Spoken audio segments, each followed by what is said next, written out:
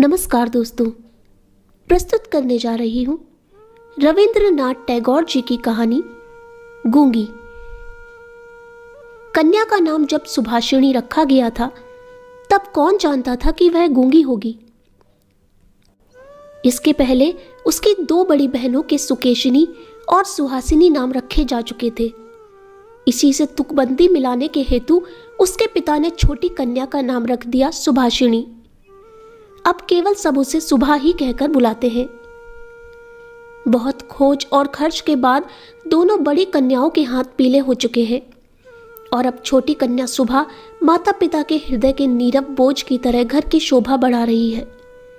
जो बोल नहीं सकती वह सब कुछ अनुभव कर सकती है। यह बात सबकी समझ में नहीं आती और इसी से सुभा के सामने ही सब उसके भविष्य के बारे में तरह तरह की चिंता फिक्र की बातें किया करते हैं। किंतु स्वयं सुभा इस बात को बचपन से ही समझ चुकी है कि उसने विधाता के शाप के वशीभूत होकर ही इस घर में जन्म लिया है। इसका फल यह निकला कि वह सदैव अपने को सब परिजनों की दृष्टि से बचाए रखने का प्रयत्न करने लगी। वह मन ही मन सोचने लगी कि उसे सब भूल जाएं तो अच्छा हो, लेकिन जहां पीड़ा है उस स्थान को क्या कभी कोई भूल सकता है। माता पिता के मन में वह हर समय पीड़ा की तरह जीती जागती बनी रहती है। विशेषकर उसकी माता उसे अपनी ही किसी गलती के रूप में देखती है, क्योंकि प्रत्येक माता पुत्र की अपेक्षा पुत्री को कहीं अधिक अपने अंश के रूप में देखती है और पुत्री में किसी प्रकार की कमी होने पर उसे अपने लिए मानो विशेष रूप से लज्जाजनक बातें समझती है। सुभा के पिता वाणीकंठ तो सुभा को अपनी दोनों बड़ी पुत्रियों की अपेक्षा कुछ अधिक ही स्नेह करते हैं, पर माता उसे अपने गर्भ का कलंक समझकर उससे उदासीन ही रहती है। सुभा को बोलने की जबान नहीं है, पर उसकी लंबी लंबी पलकों में दो बड़ी बड़ी काली आंखें अवश्य है और उसके ओष्ठ तो मन के भावों के तनिक से संकेत पर नए पल्लव की तरह कांप कांप उठते हैं। वाणी द्वारा हम जो अपने मन के भाव प्रकट करते हैं उसको हमें बहुत कुछ अपनी चेष्टाओं से गढ़ लेना पड़ता है। बस कुछ अनुवाद करने के समान ही समझिए, और वह हर समय ठीक भी नहीं होता। ताकत की कमी से बहुधा उसमें भूल हो जाती है, लेकिन खंजन जैसी आंखों को कभी कुछ भी अनुवाद नहीं करना पड़ता। मन अपने आप ही उन पर छाया डालता रहता है। मन के भाव अपने आप ही उस छाया में कभी विस्तृत होते और कभी सिकुड़ते हैं। कभी कभी आंखें चमक दमक कर जलने लगती हैं और कभी उदासीनता की कालिमा में बुझ सी जाती हैं। कभी डूबते हुए चंद्रमा की तरह टकटकी लगाए न जाने क्या देखती रहती है, तो कभी चंचल दामिनी की तरह ऊपर नीचे इधर उधर चारों ओर बड़ी तेजी से छिटकने लगती है। और विशेषकर मुंह के भाव के सिवा जिसके पास जन्म से ही और कोई भाषा नहीं, उसकी आंखों की भाषा तो बहुत उदार और अथाह गहरी होती ही है, करीब करीब साफ सुथरे नील गगन के समान। उन आंखों को उदय से अस्त तक, सुबह से शाम तक और शाम से सुबह तक छवि लोक की निस्तब्ध रंगभूमि ही मानना चाहिए। जिह्वाहीन इस कन्या में विशाल प्रकृति के समान एक जनहीन महानता है, और यही कारण है कि साधारण लड़के लड़कियों को उसकी ओर से किसी न किसी प्रकार का भय सा बना रहता। उसके साथ कोई खेलता नहीं। वह नीरव दोपहरिया के समान शब्दहीन और संगहीन एकांतवासिनी बनी रहती। गांव का नाम है चंडीपुर। उसके पार्श्व में बहने वाली सरिता बंगाल की एक छोटी सी सरिता है, गृहस्थ के घर की छोटी लड़की के समान।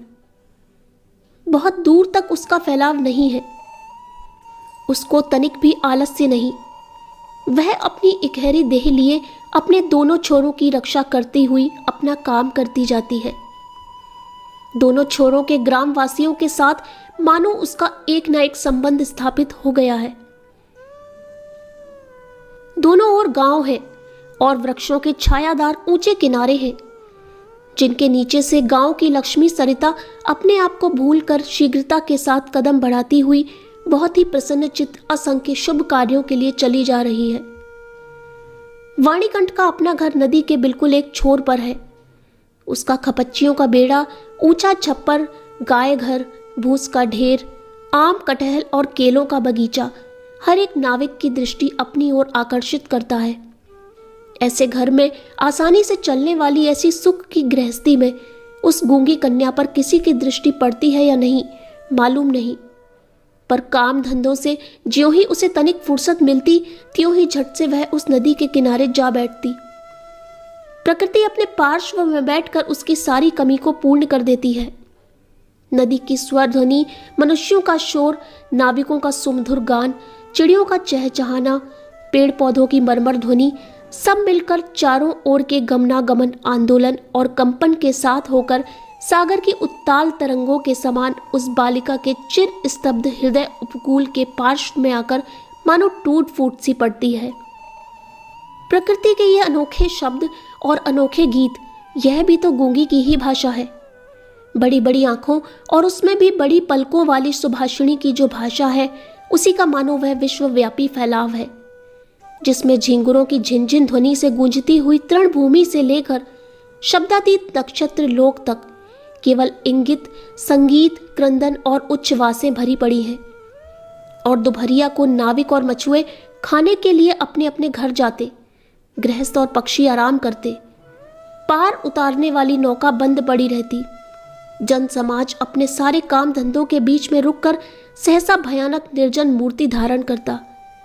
तब रुद्र महाकाल के नीचे एक गूंगी प्रकृति और एक गूंगी कन्या दोनों आमने सामने चुपचाप बैठी रहती, एक दूर तक फैली हुई धूप में और दूसरी एक छोटे से वृक्ष की छाया में। सुभाषिणी की कोई सहेली हो ही नहीं, सो बात नहीं। गौ घर में दो गायें हैं, एक का नाम है सरस्वती और दूसरी का नाम है पार्वती। ये नाम सुभाषिणी के मुंह से उन गायों ने कभी भी नहीं सुने, परंतु वे उसके पैरों की मंथर गति को भली भांति पहचानती हैं।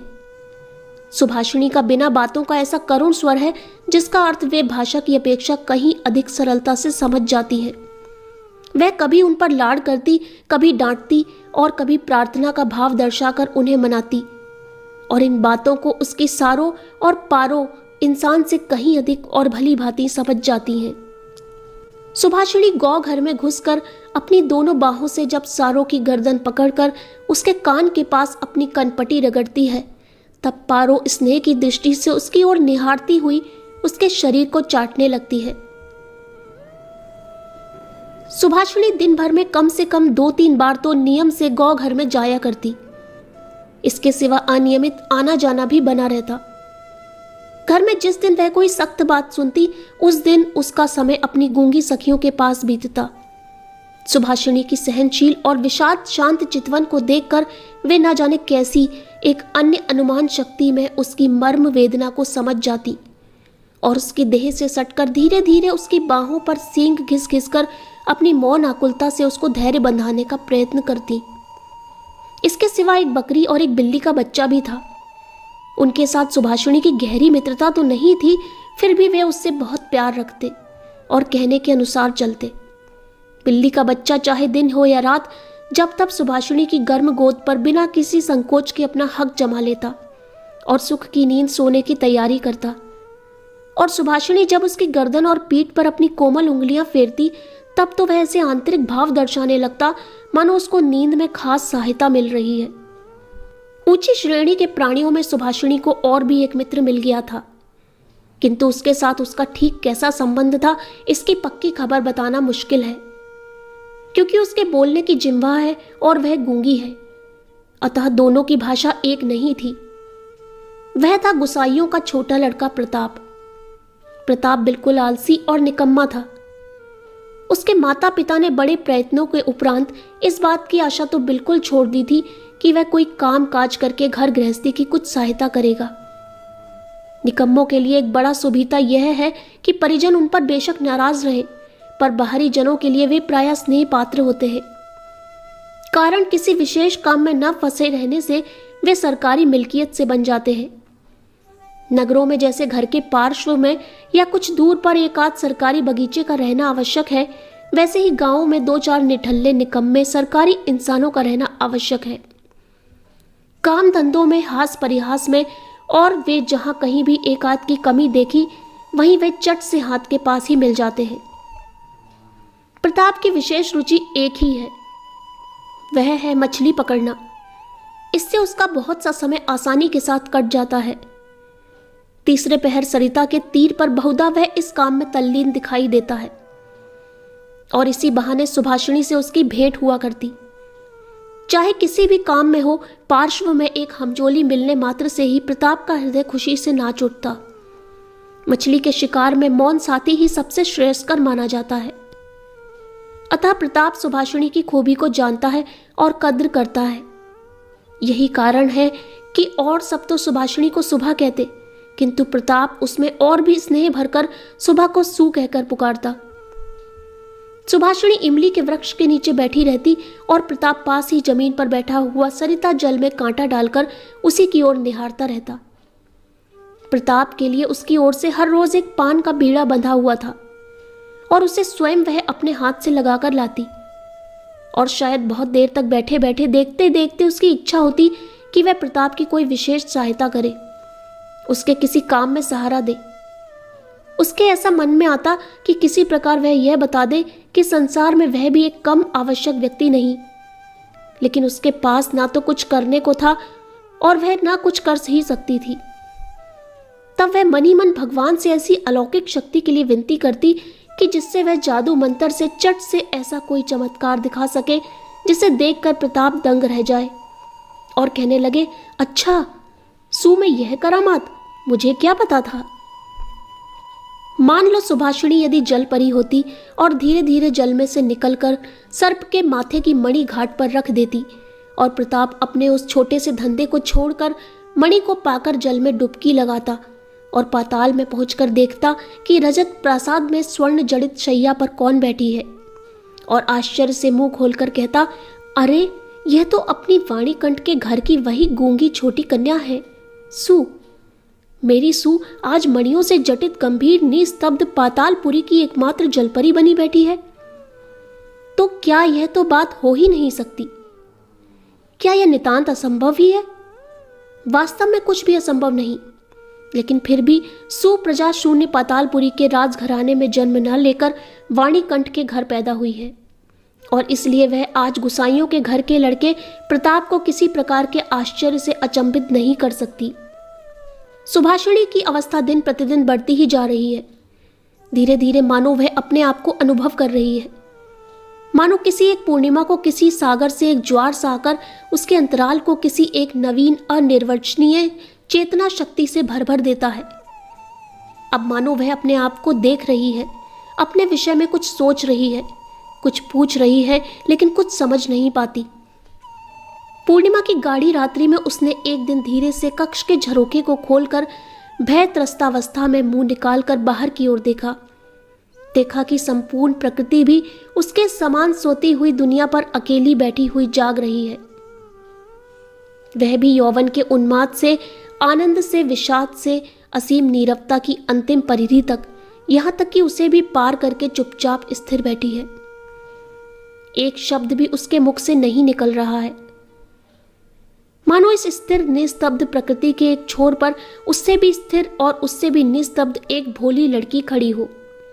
इधर कन्या के विवाह की चिंता में माता पिता बहुत बेचैन हो उठे हैं और गांव के लोग भी यत्र तत्र निंदा कर रहे हैं।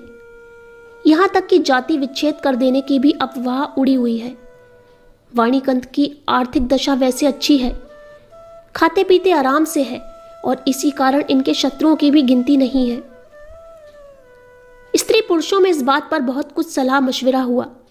कुछ दिनों के लिए वाणीकंठ गांव से बाहर परदेश चले गए।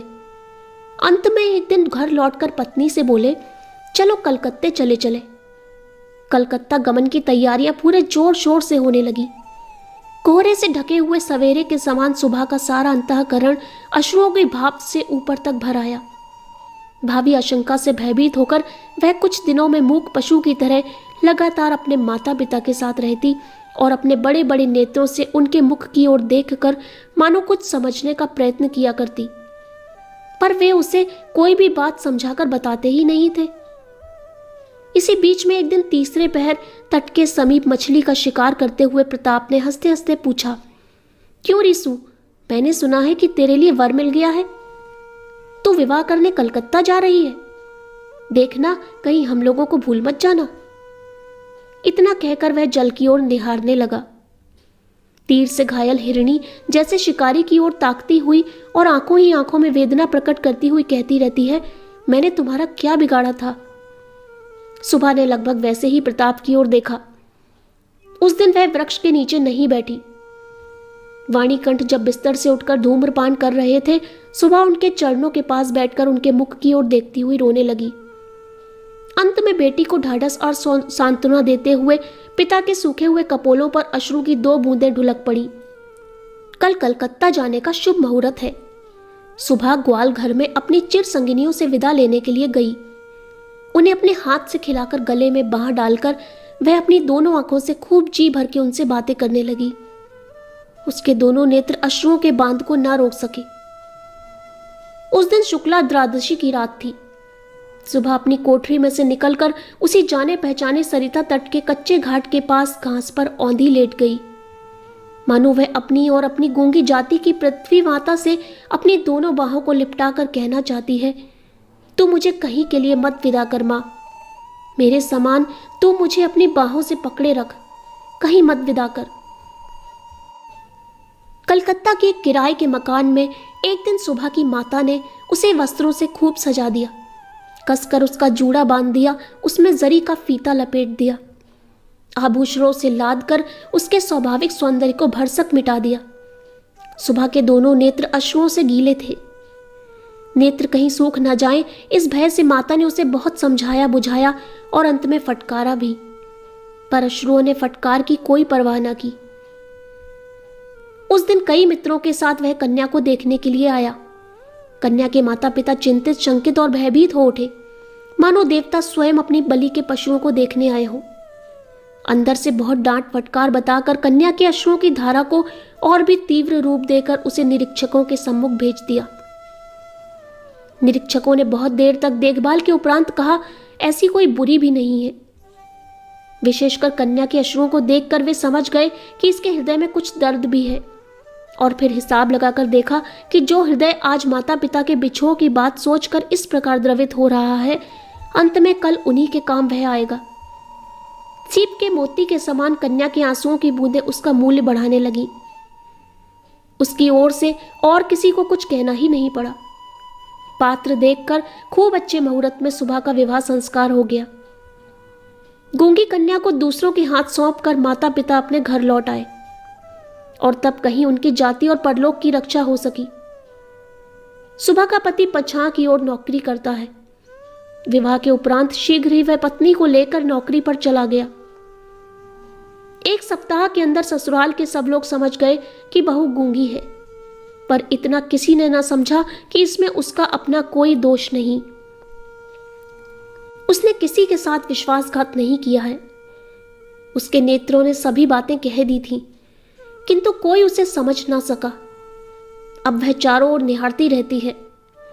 उसे अपने मन की बात कहने की भाषा नहीं मिलती, जो गूंगे की भाषा समझते थे, उसके जन्म से परिचित थे, वे चेहरे उसे यहां दिखाई नहीं देते। कन्या के गहरे शांत अंतःकरण में असीम अव्यक्त क्रंदन ध्वनित हो उठा, और सृष्टिकर्ता के सिवा कोई उसे सुन ही न सका। अब की बार उसका पति अपनी आंखों और कानों से ठीक प्रकार परीक्षा लेकर एक बोलने वाली कन्या को ब्याह लाया।